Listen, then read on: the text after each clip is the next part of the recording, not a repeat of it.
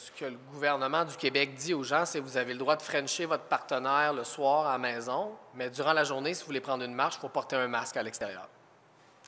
Moi, j'ai de la misère à comprendre cette directive-là. C'est un des éléments qui amène beaucoup de confusion avec cette drôle de directive concernant le masque obligatoire à l'extérieur. Allons retrouver tout de suite Claudie Côté à l'Assemblée nationale parce que Claudie, bon, ça bouge, là, je dis Oui. confusion, beaucoup de critiques également parce qu'il y avait des non-sens dans cette mesure-là. Là, il y a des correctifs qui viennent d'être apportés, là, il y a quelques instants à peine par la santé publique, Claudie? Absolument. Il y a le premier ministre François Legault qui vient tout juste de faire cette déclaration via les médias sociaux, qui a apporté une modification à ce décret concernant le port du masque à l'extérieur.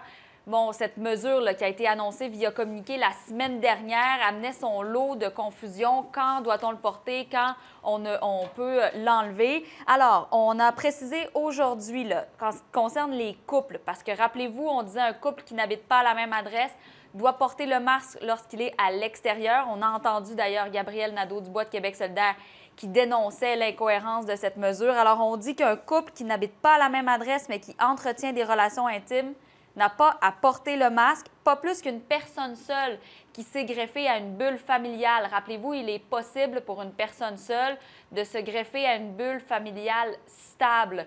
Donc, pas besoin non plus de porter le masque. Et également pour le sport, parce que lors d'activités récréatives ou sportives, 8 personnes en zone rouge, 12 personnes en zone orange, on disait qu'on devait porter le masque.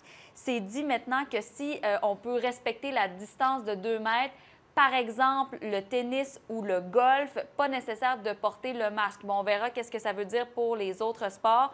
L'important, semble-t-il, c'est le port du masque. Et encore une fois, on a précisé, là, si les personnes sont assises, par exemple, un pique-nique dans un parc, pas besoin non plus de porter le masque si la distance est respectée, la distance de 2 mètres. Il faut dire, Paul, là, que dans les derniers jours, particulièrement dans les dernières heures, le gouvernement s'est fait largement critiquer. On disait, oui, il faut adhérer aux mesures sanitaires. Le parti d'opposition le disait, les experts également. Mais en même temps, le docteur Horacio Arruda, hier, n'avait pas les arguments scientifiques pour appuyer le port du masque à l'extérieur dans certaines situations, dans certaines circonstances. On disait que ça créait de la confusion, que les Québécois ne suivaient plus le message et que ça rendait l'adhésion aux mesures sanitaires de plus en plus ténue. Alors voilà le premier ministre François Legault qui vient tout juste d'amener ses précisions.